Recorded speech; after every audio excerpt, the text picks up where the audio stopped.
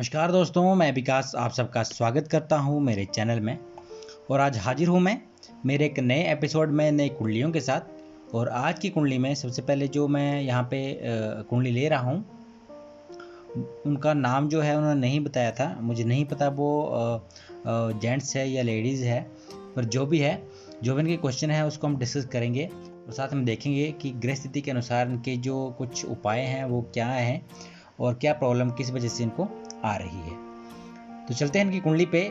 तो सबसे पहले हम देखेंगे यहाँ पे इनकी डेट ऑफ बर्थ का। तो डेट ऑफ बर्थ यहाँ पे इनकी है 16 नवंबर 1989। जन्म समय है 10:30 बजे का रात का और जन्म स्थान है कलबान, महाराष्ट्र। अब डिस्कस करते हैं इनके प्रश्नों के बारे में। तो प्रश्न जो है वो थे, एक कि जॉब की रिगार्डिंग था कि जॉब कब तक लगेगी। दूसरा क्वेश्चन था कि शादी कब तक होगी। और तीसरा क्वेश्चन था इनका कि रत्न कौन सा पहना जा सकता है। ठीक है, तो ये 3 क्वेश्चन के बनते थे और उसको हम देखेंगे यहाँ पे इस कुंडली में। तो चलते हैं इनकी कुंडली पे।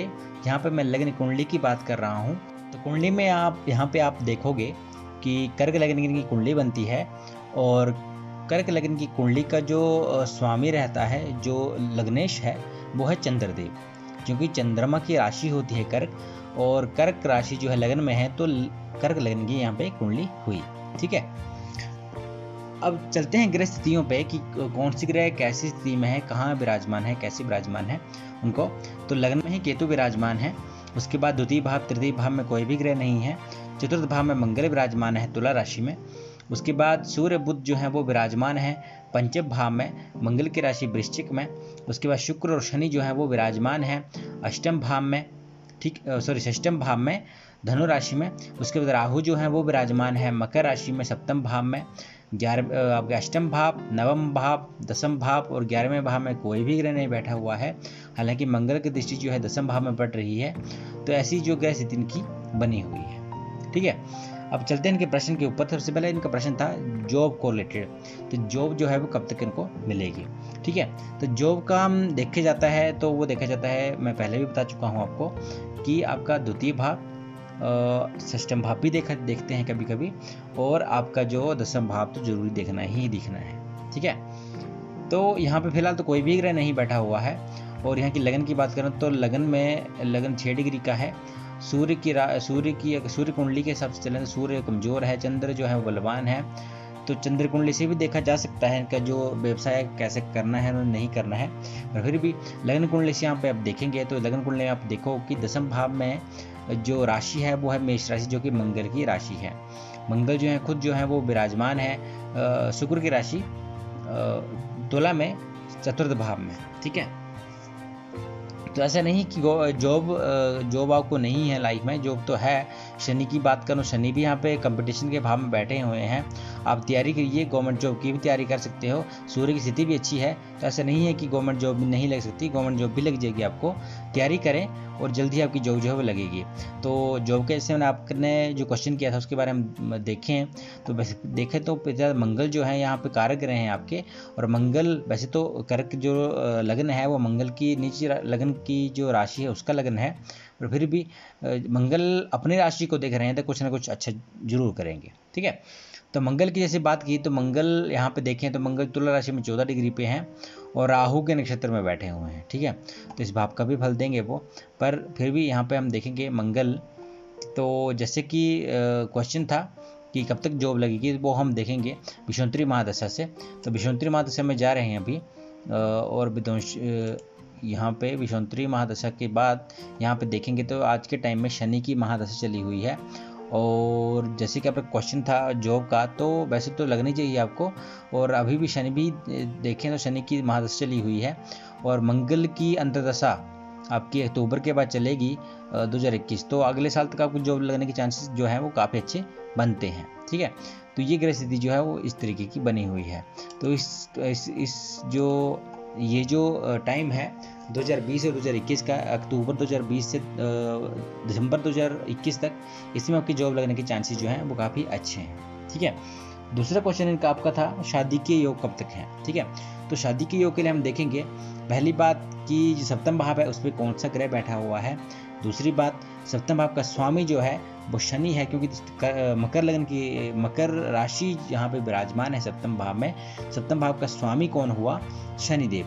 तो शनि की दशा महादशा में भी शादी होती है, और शनि की जैसे सप्तमेश के साथ जो ग्रह बैठा हो उसकी दशा महादशा में भी शादी की जो है वो बनते हैं।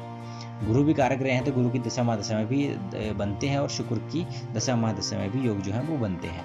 देखते हैं कौन से जो नज़दीकी जो हैं वो हम देखेंगे यहाँ पे कौन से योग नज़दीकी के हैं, उसी हिसाब से हम बता पाएंगे। तो आज के टाइम पे जैसे मैंने अब देखा विषुवती महादशा में देख रहा था, तो अभी तो अभी 2021 तक तो शादी के योग वैसे दिख नहीं रहे, पर जो 2021 और 2022 मतलब दिसंबर के बाद देखा जाए मैंने, तो अगले साल दिसंबर के बाद जो है आपके योग जो है वो बनेंगे। ठीक है, वो काफ़ी अच्छे योग हैं, तो काफ़ी अच्छे योग में आपकी जो शादी है वो अच्छे से हो जाएगी, कोई दिक्कत और परेशानी की बात नहीं है। और बाकी ग्रह के हिसाब से देखें तो शनि यहाँ पे, शनि की बात करें, शनि जो है वो 16 डिग्री पे अच्छी स्थिति है।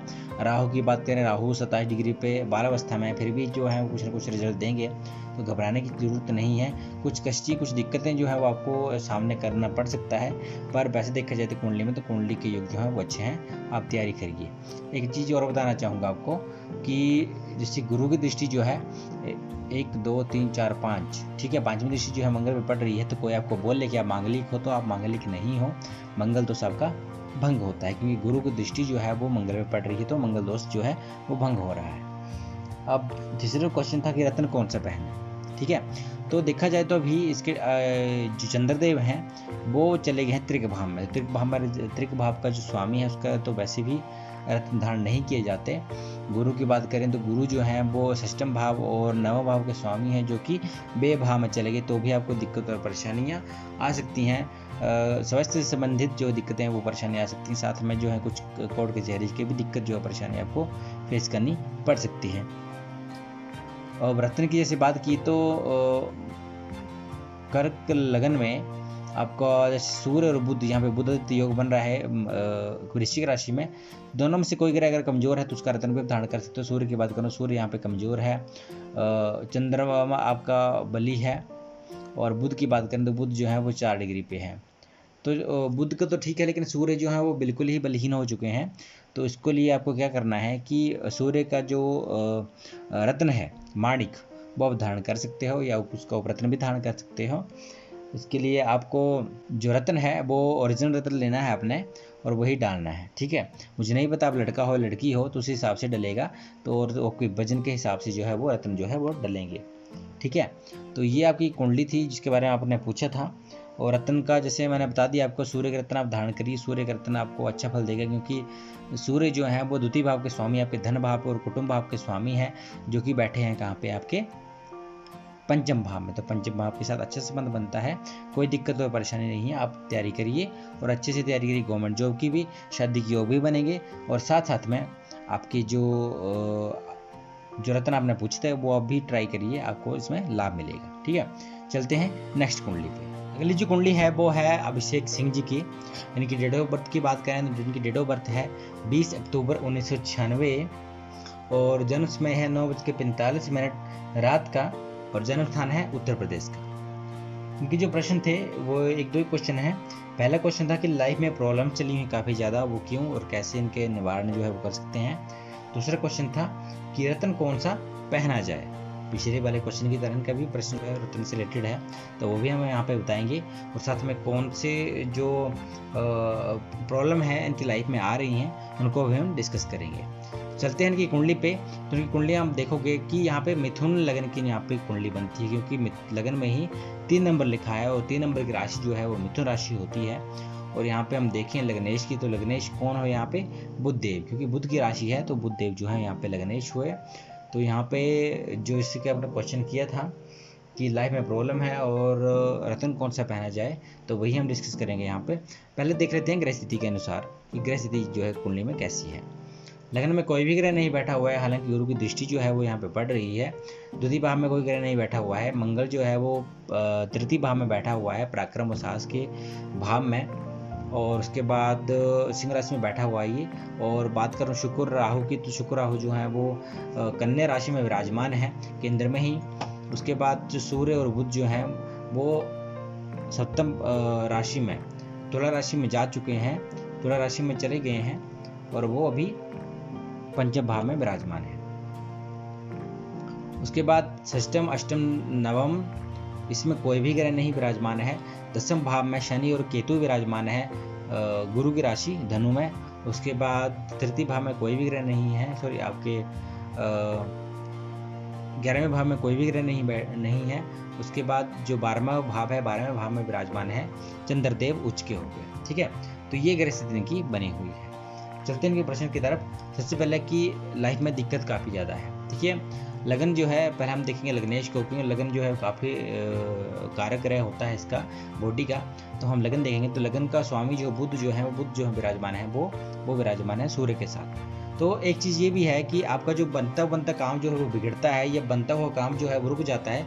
उसकी एक वजह ये भी कि लग्नेश का कमज़ोर होना, क्योंकि यहाँ पे हम देखें बुध देव यहाँ पे लग्नेश है और बुध की हम स्थिति यहाँ पे देखें तो बुध जो है शायद यहाँ पे अस्त हो गए हैं। जी, अस्त हो गए। ठीक है, बुध अगर अस्त हो गया तो वहाँ पे भी दिक्कत करेगा, परेशानी करेगा। इसके अलावा और भी कुछ परेशानी आपको हो सकती हैं, जैसे कि माता के स्वास्थ्य में थोड़ी दिक्कत महसूस करना, या उनके जो जोड़ों में दिक्कत रहती हो, ऐसी स्थितियाँ जो है आपको देखने को मिलेंगी। ठीक है, तो ये कुछ दिक्कतें और परेशानियाँ हैं। इसके लिए क्या करना है, सबसे पहले कि गणेश जी की आराधना करें, शिव जी की आराधना करें तो आपको इसमें फ़ायदा मिलेगा।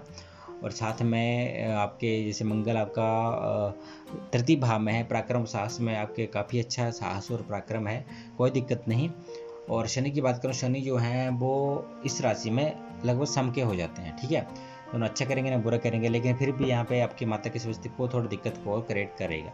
ठीक है, ये आ गई आपकी ग्रह स्थिति। अब उसके बाद देखें हम, जैसे कि हमने क्वेश्चन किया था कि रत्न के कौन सा पहने, तो देखिए चंद्रमा जो है वैसे तो कारक ग्रह होते हैं, लेकिन तृतीय भाव में है तो इनका रत्न नहीं धारण किया जा सकता।